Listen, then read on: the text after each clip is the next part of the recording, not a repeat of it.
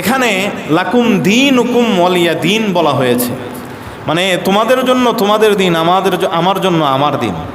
এখানে কিন্তু মাযহাব শব্দ বলে নাই, লাকুম মাযহাবুকুম ওয়ালিয়া মাযহাবি এই কথা বলেন নাই। আমার জন্য আমার মাযহাব, তোমাদের জন্য তোমার মাযহাব, এই কথাটা আল্লাহ এখানে বলেন নাই। তার মানে বোঝা গেল দিন আর মাযহাব এই দুই শব্দের মাঝে পার্থক্য আছে। দিন কাকে বলা হয়? দিন বলা হয় মানসুসাতকে। মানসুসাত মানে কোরআন এবং হাদিসে যা কিছু আসছে এটাকে বলা হয় দিন। যা আছে এ সব কিছুকে দিন বলা হয়। মাযহাব কাকে বলা হয়? ইজতিহাদি বিষয়, গবেষণা বিষয়কে মাযহাব বলা হয়। আমার কথা বুঝতেছেন আপনারা? এই কথা যদি বুঝেন, অনেকের অনেক প্রশ্ন থেকে আপনি নিরাপদে থাকবেন। এজন্য ভালোভাবে শুনেন এবং বুঝেন। দিন বলা হয় কোরআন এবং হাদিসে যে সমস্ত নুসুস আসছে, আল্লাহর বিধিবিধান আসছে, এগুলাকে দিন বলে। মাযহাব কাকে বলে? আয়েম্মায়ে কেরামের যে গবেষণা, তারা যে ইজতিহাদ করে, এই ইজতিহাদ, এই গবেষণা, এই রিসার্চ, এটাকে বলা হয়, রিসার্চটাকে বলা হয় কি? মাযহাব।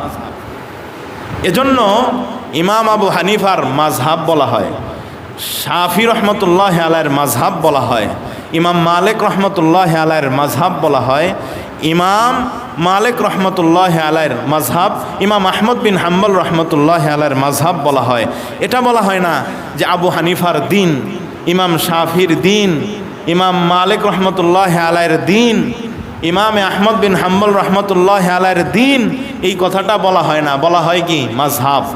মাযহাব মানে হলো পথ, গবেষণা।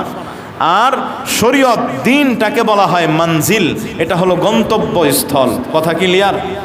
দিনটাকে বলা হয় গন্তব্যস্থল, মানজিল। আর মাযহাব এটা মানে হলো পথ, গবেষণা।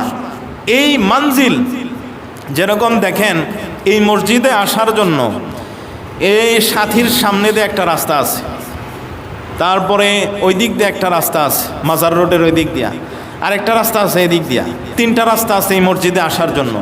আমরা যারা মুসল্লি আছি, আমাদের এই জুমার নামাজ পড়ার জন্য গন্তব্যস্থল হলো বাইতুশ শরফ জামে মসজিদ। এখন এই মসজিদে আমরা কেউ এসেছি সাথীর এই রাস্তা দিয়ে, কেউ এসেছি ওই যে মাজার রোডের ওই রুটটা দিয়ে, কেউ এসেছি এই রুট দিয়ে, কিন্তু গন্তব্যস্থল কিন্তু একটাই, এটার মধ্যে কিন্তু কোনো ভিন্নতা নাই। আর সবাই আমাকে এই গন্তব্য, এই তিনোটা রাস্তা আমাকে গন্তব্যস্থলে পৌঁছে দিচ্ছে। আপনারা কি বলেন? এই তিনোটা রাস্তা আপনাকে গন্তব্যস্থলে পৌঁছায় দেয় নাই? তো ঠিক তদ্রূপ চার মাযহাব যে আছে, এটা হলো পথ ওই কোরআন হাদিসের দিকে যাওয়ার জন্য। কারণ সরাসরি কোরআন হাদিস আমরা বুঝি না, আমাদের জ্ঞানে এটা আসবে না। আমি তো আগেই বলছি যে আলহামদুর মধ্যে যে আলিফ লাম আছে, আলহামদুর মধ্যে যে আলিফ লাম আছে, এই আলিফ লাম কয় প্রকার, এখানে সকল প্রশংসা কেন অর্থ হলো, এই তর্জমাটাই তো আমরা জানি না। আলিফ লাম কয় প্রকার? হামদুন শব্দের অর্থ হলো প্রশংসা, কিন্তু এখানে আলহামদু শব্দের অর্থ সকল প্রশংসা কেন হলো, এই কথাই আমরা জানি না। তাহলে আমি কোরআন হাদিস থেকে কিভাবে বিধিবিধান আমি এটাকে বের করব বলেন? তো সেজন্য বলি, কোরআন হাদিস হলো আমাদের গন্তব্যস্থল, কিন্তু আমরা সাধারণ মানুষ যাদের আমাদের যোগ্যতা নাই, তারা আমরা কোরআন হাদিস থেকে রিসার্চ করে আমরা বিধিবিধান মানতে পারি না। এজন্য আমাদের জন্য এই চারটা মাযহাব হলো রাস্তা। এই রাস্তা দিয়ে, যে কোনো এক রাস্তা দিয়ে আপনি যাবেন, আপনি কোরআন হাদিসের মধ্যে গিয়া পৌঁছাইবেন। যে কোনো এক রাস্তা দিয়ে আপনি যাবেন, আল্লাহ এবং রসুলকে আপনি পাবেন। যেই রকমভাবে তিন রাস্তা দিয়ে আসলে আমরা বাইতুশ শরফে আসি, ঠিক তদ্রূপ ওই চার মাযহাব দিয়ে গেলে আপনি আল্লাহ এবং রসুলকে পেয়ে যাবেন। বাস এতটুকুই কথা। আমাদের অনেক মানুষ বুঝে না, এজন্য যত এশকাল, যত প্রশ্ন, এই না বোঝার কারণে।